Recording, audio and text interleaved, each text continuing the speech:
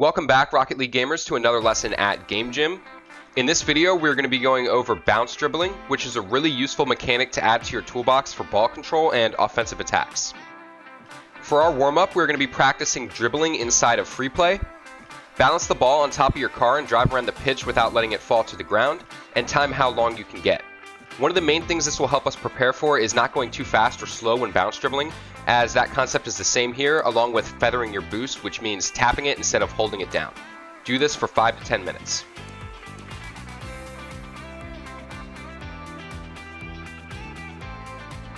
So what exactly is bounce dribbling?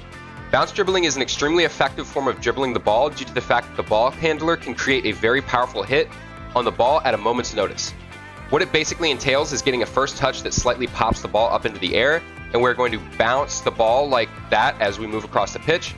And with each bounce, we have the option to bang the ball, pass to a teammate, play the ball around someone. You get the picture. There's a lot of options, making this mechanic extremely good. Now that we have learned exactly what a bounce dribble is, we're going to be practicing it inside of training before we take this mechanic into ranked later in the video. The first part of our practice here will focus on the first touch and continuing the control inside of free play.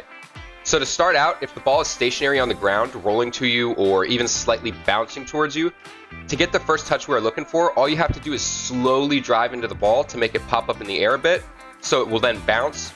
And then what you want to do is you want to make sure not to hit it too far away from you, or controlling it will be really hard. So keep practicing this first touch, and then once you are comfortable with nailing that consistently, work on doing the exact same thing after the ball bounces and see how long you can control the ball like that for. Do this for 5 to 10 minutes or longer if needed.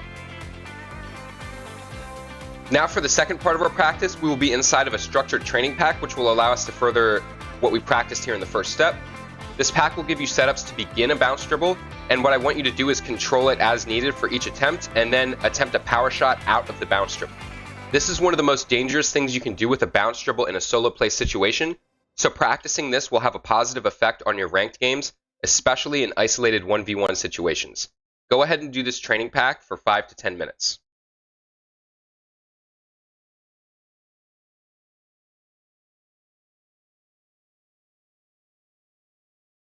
Alright guys, now we are going to take a look at a replay example of a bounce dribble from one of my games, and we're going to talk through it. So we're going to start out by letting the play roll, and then we're going to come back and talk about it afterwards.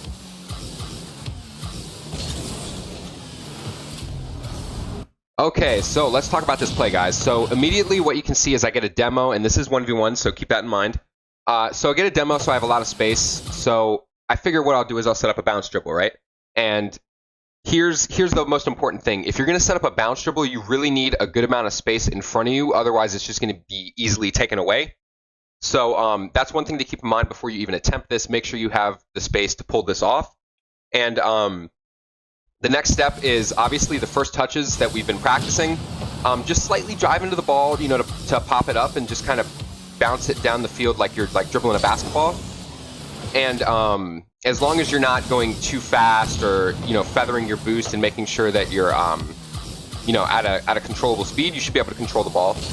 And you can see that I'm just kind of driving into it and letting it pop slightly, so it's close and I can just keep getting really quick consecutive touches. So, and right here, this is another good example of one of the most dangerous things coming out of a bounce dribble is the power shot. And right here, you can already see that a power shot is hitting the ball as soon as it bounces off the ground, right? So, essentially the bounce dribble, like, we always have the option of doing this power shot, and you can see right here that I end up doing it and it catches the defender off guard. So that was a really good example of using a bounce dribble in a game and then utilizing a power shot out of it.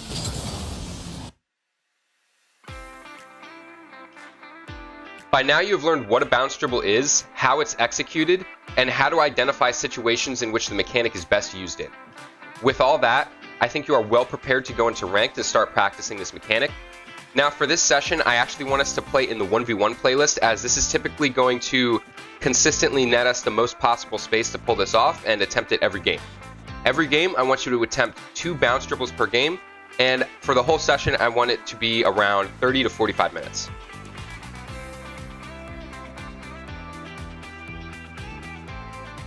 Alright everyone, that's going to do it for this video. I hope everyone was able to become comfortable enough with this mechanic to start regularly using it when you play. And if you don't quite feel you're there yet, you can, always rewatch this video and keep practicing the drills to really nail this topic home.